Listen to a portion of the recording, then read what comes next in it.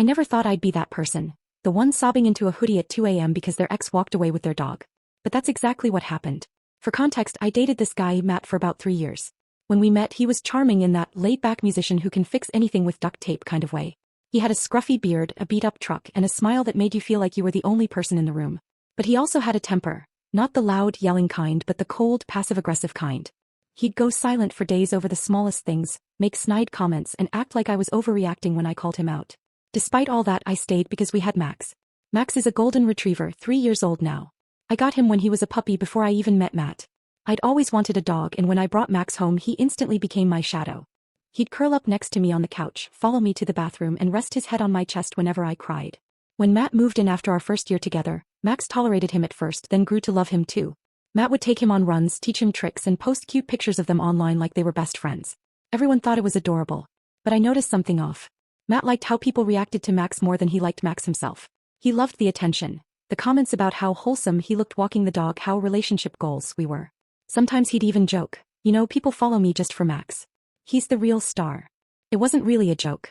Things started falling apart about 6 months ago. Matt quit his job to focus on music, which basically meant sitting in the apartment all day scrolling on his phone while I worked double shifts at the hospital. I tried to support him, but the resentment grew. Every time I came home exhausted, he'd be irritated that I hadn't picked up his favorite snacks or folded his laundry. Then came the night everything snapped. I had a terrible shift, a patient crash, a rude family, 12 hours without a break. I came home past midnight just wanting to shower and collapse into bed. Instead, I walked into the living room and found Matt drunk, music blasting, and Max trembling in the corner. Apparently, Matt thought it would be funny to see if Max liked tequila. He didn't actually give it to him, but he had spilled some on the floor and shouted when Max sniffed it. When I asked what the hell he was doing, he just laughed. Something inside me broke. We had our biggest fight yet. I told him he needed to move out. He said I was too uptight and trying to control everything. He stormed out, slamming the door so hard the picture frames rattled. For a week we didn't talk. Then he texted saying he wanted to grab his stuff. I told him to come when I was home. But when I got back from work that day, the apartment door was unlocked and Max was gone. I thought maybe my neighbor had taken him for a walk, she sometimes helped out. But when I checked my phone, there was a message from Matt. Don't worry, Max is with me. He's better off here anyway. My hands started shaking so hard I dropped my phone. I called him immediately, no answer. Texted, called again, nothing. I drove to his place, banged on his door, and he refused to open it. I could hear Max barking inside. That's when I lost it. I yelled his name, threatened to call the police, and he finally cracked the door open just enough to smirk. He said I should move out. I did. And I took my dog with me. "My dog," I said. "He's mine, Matt. I have his adoption papers." He just shrugged.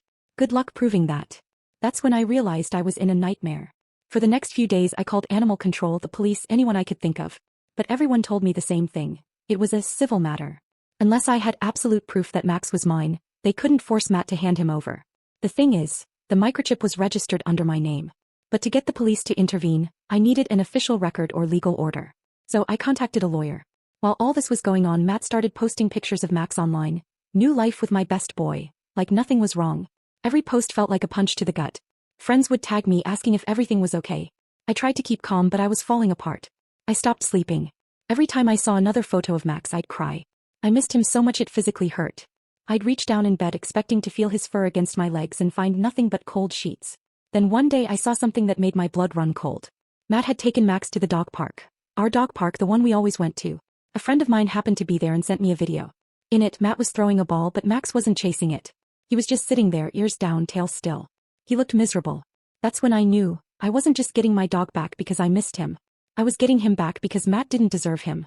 My lawyer helped me file a small claims case, citing theft of property, since dogs are legally considered property in my state. I brought every document I had, the adoption contract, vet records, microchip registration, and even old photos showing Max with me before I met Matt. When the court date came, Matt looked smug, like he thought this was a joke. He showed up in a leather jacket, smirking at me across the room. He tried to argue that Max was emotionally his, and that I abandoned him when I kicked him out. But when my lawyer played the voicemail of Matt admitting, "I took my dog because she doesn't deserve him," and showed the microchip papers, the judge's face hardened. She said, "Mr. Matthews, you have no legal claim to this animal.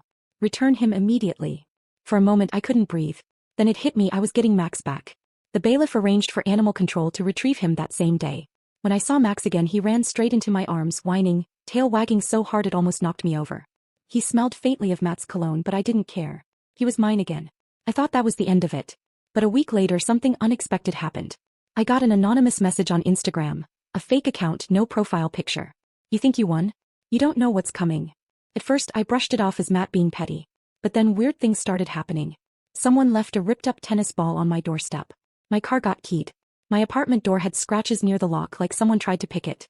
That's when I realized, maybe Matt wasn't done with me after all. The moment I saw those scratches on my apartment door, I felt that deep gut-level fear you can't reason with. That cold feeling that starts in your stomach and spreads like ice through your chest. I double-checked the locks, moved Max's bed closer to mine and left a lamp on all night. I wanted to believe it was nothing, a coincidence or maybe kids playing around. But deep down I knew it wasn't. It was Matt. Over the next week I started noticing things that confirmed it. My phone would ring once, then stop.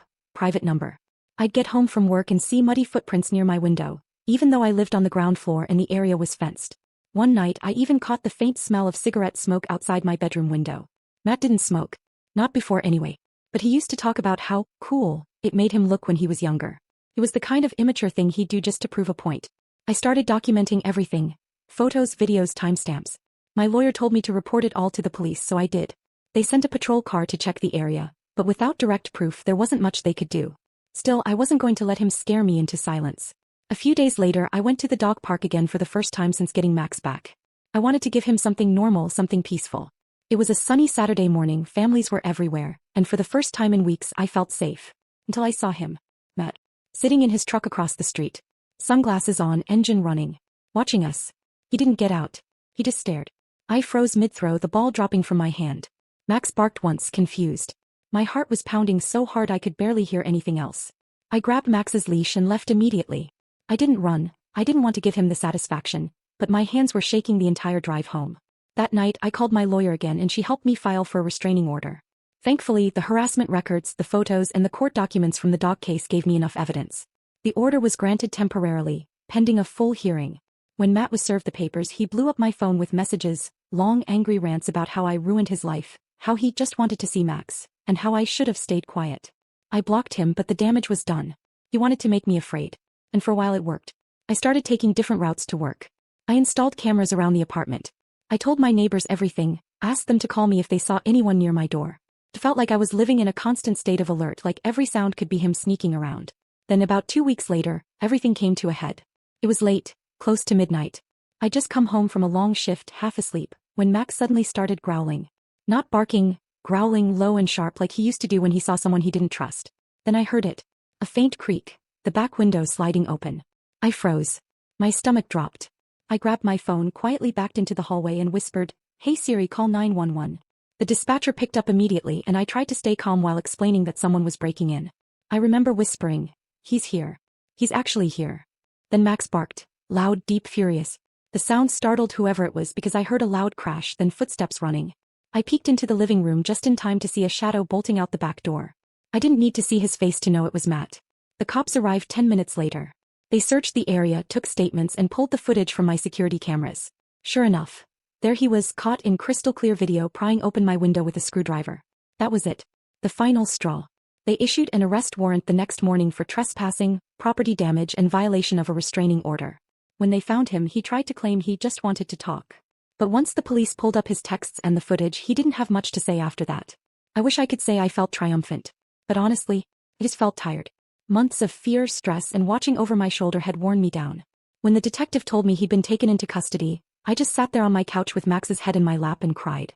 Not from sadness, from pure relief. After that, things finally started to calm down. I changed apartments, moved to a new part of town, and updated all my personal info. Even changed my phone number. My coworkers helped me move, and my neighbors were kind enough to keep an eye on things. Slowly, life started feeling normal again. One morning, a few months later, I woke up to sunlight pouring through the windows. Max curled up beside me and realized I was free.